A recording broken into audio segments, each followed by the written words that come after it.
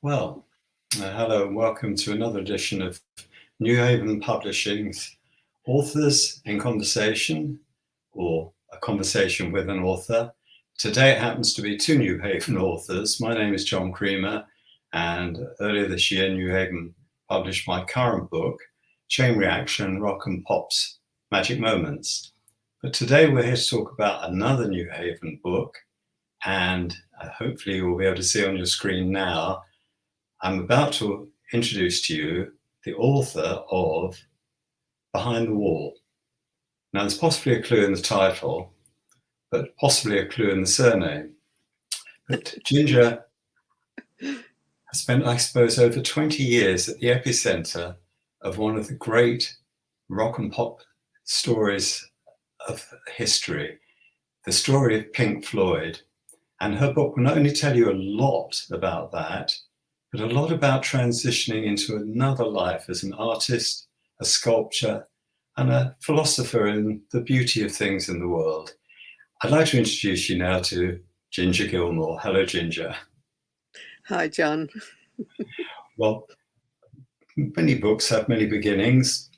Many stories have many beginnings. I think for most people, knowing you and David Gilmour were together for so long, would probably like to know how you, an American, came to meet up with an Englishman, David Gilmour, in the very early days of Pink Floyd, and eventually come to England. And it's sometimes said that England and America are two countries divided by a common language. And I know your book will definitely explain some of your difficulties when you reached this green and sceptred isle. But first of all, how did you and David come to be, you and David? Well, as a child, particularly when it came to being a teenager and Beatlemania hit America on the Ed Sullivan Show, it was like I was one with England. I was trying to learn how to have an English accent, and everything England I was listening to, fantasizing, wishing. And I think it was so strong that it manifested meeting David one night in Ann Arbor. I'd lived in Ann Arbor with some friends, and we had a boutique, a fashion boutique called Paraphernalia. And it was the big weekend every year to have a weekend of big bands. And the Floyd were one of those evenings. And I wasn't going to go, but my two friends said I really should go. So I had just come back from a shopping, marketing, buying trip for the shop. So I put on my English tie-dyed leather boots and the tie-dyed dress, my hair out like this, and I went with them. But I was very shy, and I sat in the seat while they scurried about. And I just watched the road crew. They were in this particular black tight trousers from Sterling Cooper, I learned later, and velvet jackets and colored t-shirts, and it was just magic. And then the band played, and it was incredible because they were one of maybe the only at the time to have sound in around.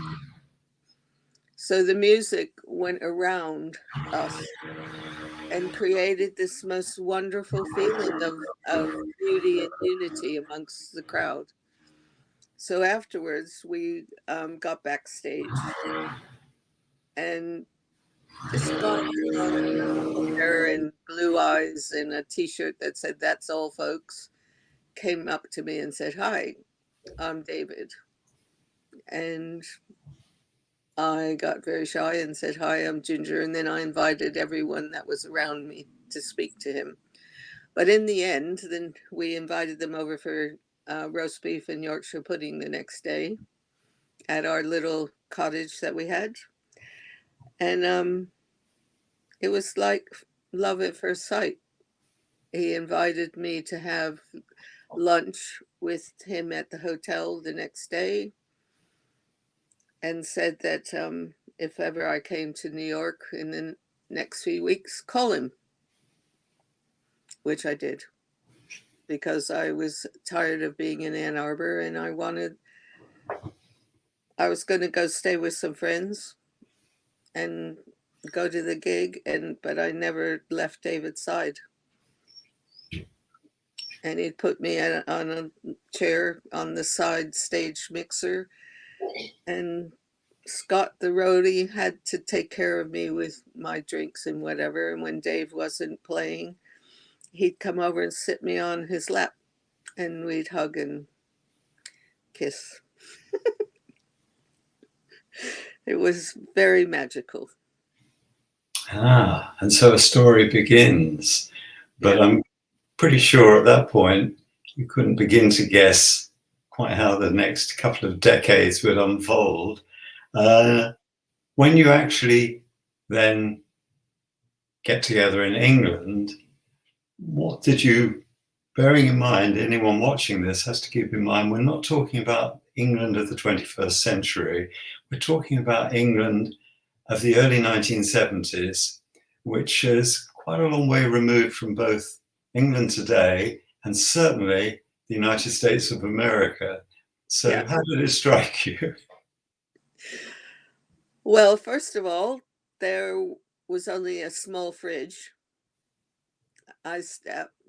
Before I got here, I went on the road with David for 2 weeks, and then he asked if I wanted to come back. And I said yes, because I just couldn't imagine being separate from him by that point. And he had a English mock Tudor house with a few animals, white pigeons, mulberry trees. But it was, I don't know, it's like, as I said, there was a little fridge. Everything was kept in the pantry, which me as an American in my upbringing were very conscientious about bacteria at the time. So it's like, oh, no, you have to keep everything in the fridge. And there wasn't room in the fridge to put it there. And on top of which there was this electric kettle. Nothing, I didn't really drink coffee at the time, but still, it was like not what I was used to. And he didn't have a shower. At the time, they just had these hand showers. You'd sit in the bath and wash your hair with this hand shower. And there was a couple cats, a duck, Digby the duck. It was countrified and very new. And I was a very good storyteller at the time in America at our parties and things. But the English at that point listened differently. And so I became very quiet in that regard. And I was the woman that did all the cooking and washing up and making tea and at the time, but I was a very liberated American, and a caring one, and so it took a while for our life to adjust to something that worked for both of us. How soon did the sort of touring years start for you? Which sort of, what would be the first album a Pink Floyd fan, hopefully enjoying your book and this conversation, would certainly relate to and think, well, you were there at the time.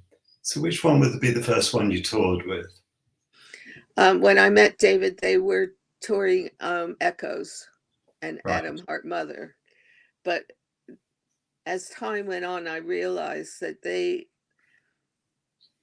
worked together for a while, then they would take it on the road and refine it before they'd actually finish the album. So it was Echoes, really. Yes. Well, now we're into a stage of the conversation when we talk of Pink Floyd, it sounds like a monolithic thing, a brand, a thing in its totality. Whereas obviously most people would know, and they could be fans of all parts of Pink Floyd, but there are distinct eras. Now, I happened to come across them very early on for various reasons, not long after they dropped the definitive article "the" from their name. And it was just before David joined, in fact, when it was still Syd Barrett. And had the pleasure of seeing them one evening when they were supporting Jimi Hendrix. So we are talking about an extraordinary era. But as they settle into the Pink Floyd everyone knows, and particularly when it reaches Dark Side of the Moon, Wish You Were Here, I think it's become established that unlike almost every other huge band, the music is perhaps in proportion to the words even more important, that they're making soundscapes.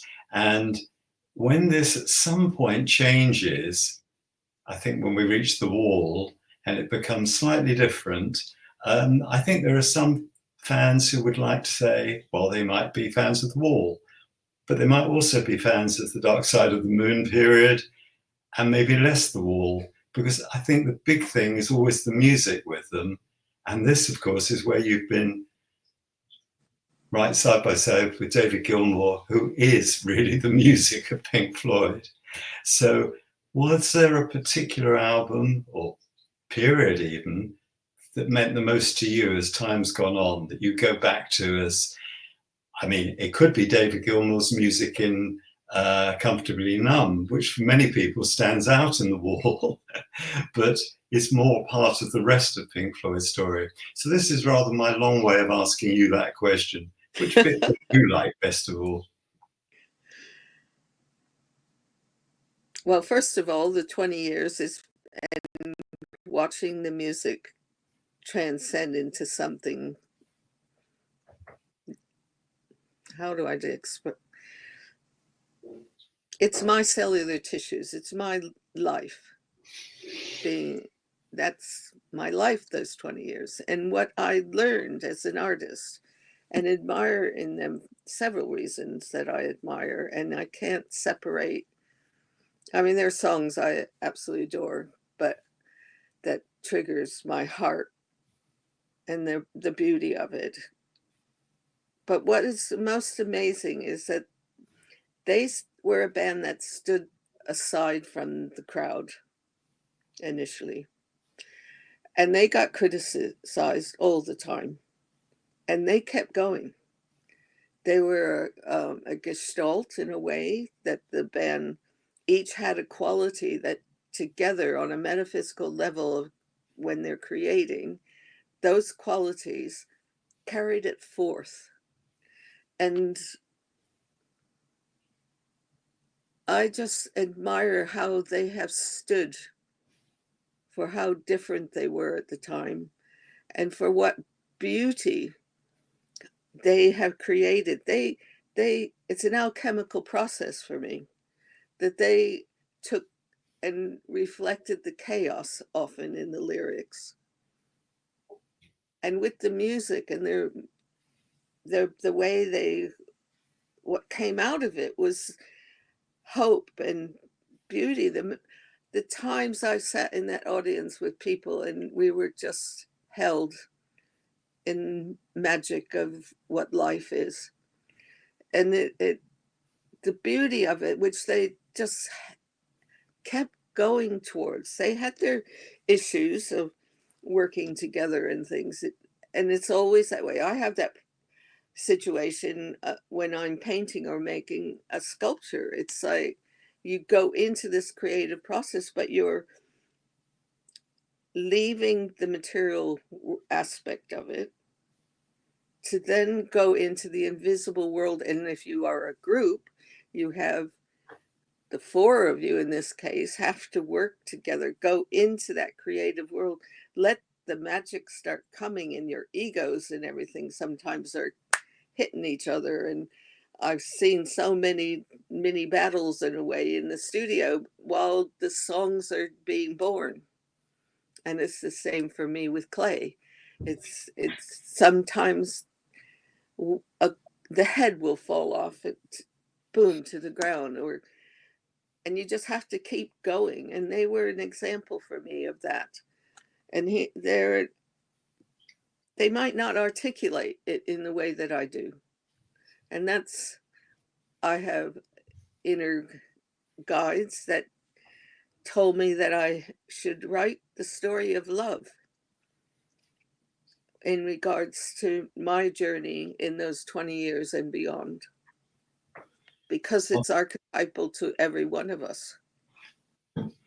Well, that's the marvelous thing about the music, which continues even in, say, the modern era, contemporary era, which is a difficult time in the world for many in comparison to some of the decades that have gone before.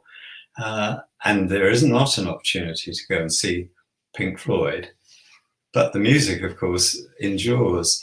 And something else that's obviously endured is this led into the next phase of your life, becoming an artist.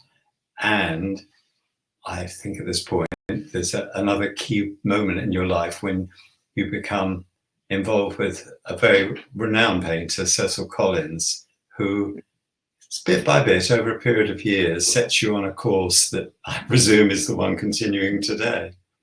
Yeah, he I feel very honored to have worked with him. He said that there was, I used to come in the early days of the class once a week.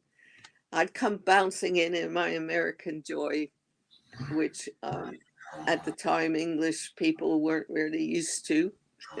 People going and laughing their way through anything. But anyway, I had to learn to accept me as what it was. And Cecil would say, "One day, Ginger, there will be a real smile on that face." And it just threw me off. And he put us, it was all black and white and fingers and ink and 7 tones of black, going from clear all the way to really black. And we had a model that we had to, he would have us, that person, move to some music often, and we would move with it. And he'd stop it, and we'd freeze in it, feel it, and then he'd tell us, use the brush, left finger, tone 10, and you'd be flustered. And no matter what he did to me initially, a beautiful little drawing would come out. And he really tested me and made it go faster, or put the brush in your mouth or whatever. And eventually, finally, a blob appeared to where I wasn't controlling it anymore, which that allowed a space for something new to grow within me. And I am very grateful to 8 years of being with him. It has changed my life in regard to what we really are, and the magnificence that we really are, and what life is. And that's what his work is about. That's what my work is about, is opening up a doorway for you to know how magnificent that you are and how magnificent life is. And for me, I can see that my time with the Pink Floyd showed me that. And the first phases were reaching a really wonderful, loving human relationship that then opened up to something even greater to help humanity, Wow. especially right now. Yes. Yes, this is a perfect moment for people to be able to find something to distract from the outer noise of the world and have a sort of more centered inner sense of who they are, and that's the first thing that has to be right, and it is all right. And somehow the rest of the world will have to take its chances, as long as you understand that you're part of it, and your part of it is just as important as everything else. And I think it's worth mentioning at this point that we're chatting, but to really know a lot of how Ginger goes from the Pink Floyd to being an artist, you really need to read this New Haven publication. Behind the Wall will tell you, in the way the printed word can, information you can absorb even more than this very enjoyable conversation.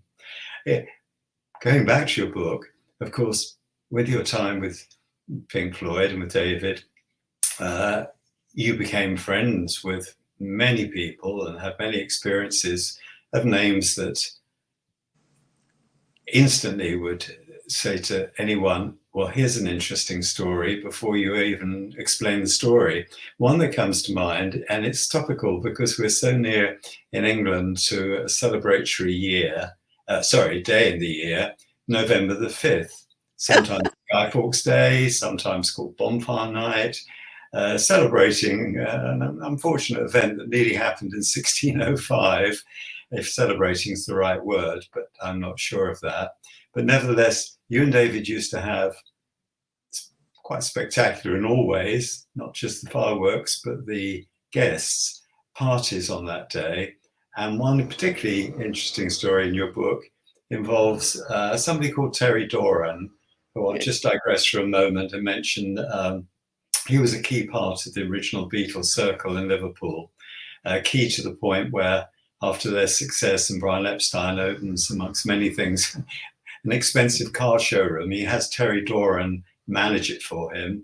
And it led to, in the Sgt. Pepper album track, She's Leaving Home, when they sing of she's leaving home and meeting a man from the motor trade. It's the Beatles making a little nod to this gentleman, Terry Doran. But he had a part to play in a great story with Ginger and George Harrison. Yes, he did. We were very close with him, and we had a house on the island of Rhodes, which he came with us one year. And the Floyd had done the Nebworth gig, and there was a bluebell forest, and Terry had come with us and took a photo of me in amongst the bluebells. And when we were flying and we had to stop over in Athens, David had gone to the loo, and Terry had come up to me and said, George wants to take you out. And he handed me the photograph, and there was a orange label that George had written, I've just seen a girl, on it. And I said, Terry, that is amazing, because when they first came over and did the Ed Sullivan show, I was so determined that I would go out with George. At some point in my life, this is going to happen. And I said, it's like a dream come true, but you tell George, I'm very honored, very grateful, but I'm madly in love with David. But he's made my day. Yes.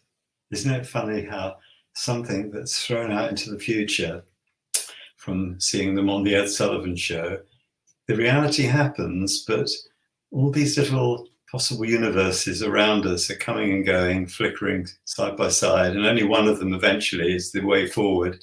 And it turns out it wasn't meant to be George Harrison, but there you go. Well, actually, we were talking about your friends and spectacular names.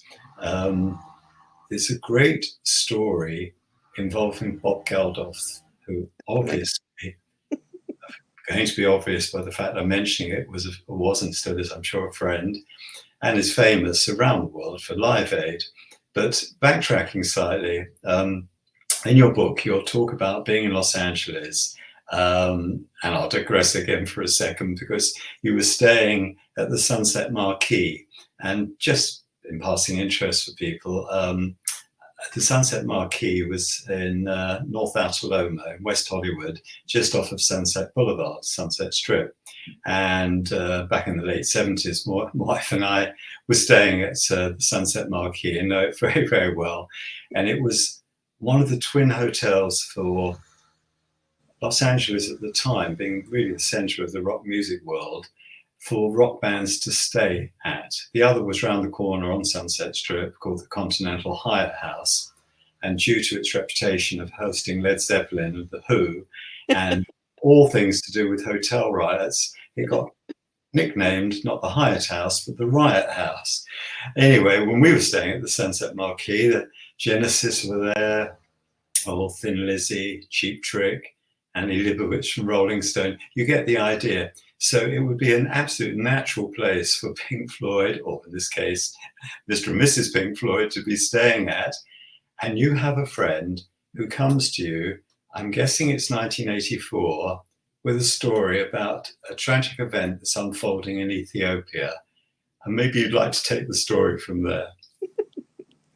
Her name was Laurie Scott, and she worked a lot in charity events and things, and she was a good friend of ours at the time, and she was really, really, really upset about Ethiopia and was setting up a concert and wanted to know if we would help her in some way. And David was very moved. I was very moved. And I said, when we get back to London, when you're there, give us a call, which she did. And we offered the use of our London home for her at the time. And I got Harvey Goldsmith involved, our manager, Steve O'Rourke, and many other people that were part of our team were involved to set up this concert. And because the Floyd had done the Wall film, we knew Geldof quite well. I was very close to him, and we used to talk almost every day about things. And I was telling him about the concert in Ethiopia. Well, somewhere in his world, he was moved by that and got a hold of Harvey Goldsmith and talked him into leaving our concert and going on and creating Live Aid. And I was really hurt at the time, very upset. But I said to Laurie, listen, he seems to have the power to get more people involved, because at the time, I mean, George had said to David, don't let Ginger do this, because I mean, I had a terrible time with the Bangladesh, what's it called, that concert? Concert for Bangladesh. Yeah. That's the one. Yeah. He had a terrible time with the IRS and the HMRC and then to try to get money to the people when the people there were stealing it and not really helping the people that needed help. So he was saying it's not a good thing to get involved with. And really, truthfully, at the time, bands, artists were very skeptical about doing this at all. And somehow, Bob had the way. I'll tell you, I don't know how many times he would say, you're fucking well going to do this. And he's just, even to David and just everybody, he just had the way to strangle them and get them to do it. And so I had to convince Laurie that what we did to try to get it going had a value. And it was now, because of that, it was going to be even bigger experience. So that's, of course, then Bob says to the press, "Oh, I've decided not to do it." I nearly killed him. I said, if you don't fucking well do the concert, I'm gonna wipe you across the press. You just can't do this. You cannot do this to people. So he did it, and then he did another one, which is great. But he went through a hard time getting the money and getting it accepted and everything, I have to say. But it opened up a doorway to where artists were more willing to do things in that way. Absolutely, yes. No, without George Harrison's concert for Bangladesh in 1971, which is the first time anything like this happens, and unfortunately, as Ginger just said, there were many problems in getting the money where it should go, partly to do with, unfortunately, the Beatles Apple Corporation having huge internal problems and many lawsuits. It took about 5 years to settle, and it kind of got caught up with that, I'm guessing.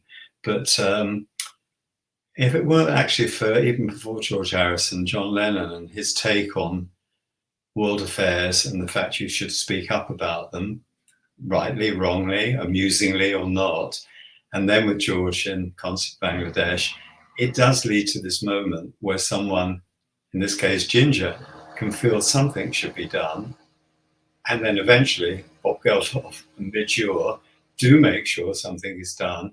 And frankly, everything that comes after that is just that. In context, there always has to be something first. I think Entropy insists on this, and it was very much Live Aid in the summer of '85. And it's a marvelous story in Ginger's book, Behind the Wall. So for more detail on it, do go to the book. I'm feeling now another point in your career. I'm going back a little bit now, that also is worth mentioning, because although Ginger and I are really just connecting properly at this moment, we very, very nearly did a long, long time ago in 1974, I think, because I have a close association with the singer-songwriter Al Stewart, possibly best known for Year of the Cat. In fact, he wrote the foreword to my first book, Born with the Go-Go, a 60s memoir. Well, in the mid-70s, his album prior to Year of the Cat was called Modern Times, and it was a hit in America, his first sizable hit, going top 40, that led on to Year of the Cat. Now, the cover is designed by Hypnosis. Now, Ginger knows Hypnosis well, and Storm, who really was the main man there, they did all those covers that you all know. Dark Side of the Moon, Wish You Were Here. They also designed the cover for Al Stewart's album Modern Times. And Ginger, not that long in England, a few years in, besides being Mrs. David Gilmour, was actually a model. And she was, in the shoot, the main figure on the cover of Al Stewart's Modern Times. And now, I also should mention that it features a vintage American car called Accord, very striking car, in front of a manor house, an English manor house in the countryside. And it's kind of like telling a kind of story pictorially, which is what Hypnosis would obviously always be attempting to do. Now, the car was actually owned by Jimmy Page, called Led Zeppelin. So this all becomes a very interesting cover in terms of, shall we say, niche trivia for people. But I, as I say, was closely associated with Al. I could quite easily have been there at the time. I wasn't. I met Ginger. And just for the viewing audience, before Ginger tells you just what it felt like that day on what looks like a nice warm summer's day, this is the LP. Whoops. You have to get it. higher. Higher. Go across. There you go. And there we have Ginger. Just above my name, should be above her name. Anyway, what was it like that day? It was cold. There you are. So, I mean, that's the one thing about all these photo shoots, that you see models in a trailblazer going through the edge of the water on Lake Michigan once, and it was 5 a.m. and the sun was just rising, and the cover looks very poetic. We're in bathing suits, but it's like freezing. Yes. And you have to keep smiling and not act as though you're freezing to death. And it was the same that morning in that dress. Yeah. Yeah. Well, the cold morning came and went, but the LP sleeve goes on and on. Well, I don't think we'll go on and on now too much more, because really the idea is go to New Haven's website, or go to amazon.co.uk in the UK, amazon.com in the USA, or anywhere where you like to buy a book, and take a look and then press buy for Ginger's book, Behind the Wall, and you'll hear an awful lot more, a tremendous amount more of all these stories in more detail, and only the way the written word can tell you. And also, while you're looking, you might like to look on websites, Ginger Gilmour websites, because you'll be able to see her art, you'll be able to see her paintings, her sculpture, and you'll be able to get an understanding of quite where this Pink Floyd journey took her to in terms of looking at the world, in terms of beauty and the spirit of that, and to try and give hope always to people, particularly maybe in this slightly grey world of today with the media news that every day we don't really want to hear. So switch off occasionally, read a book, or maybe look at a painting. So I'm going to say thank you very much, Ginger, for your time today. And we look forward to maybe chatting again another day. Okay. Yeah, look forward to it. Thanks, Jon. Okay to everyone. Thanks, Thank you. everybody. Bye. Bye.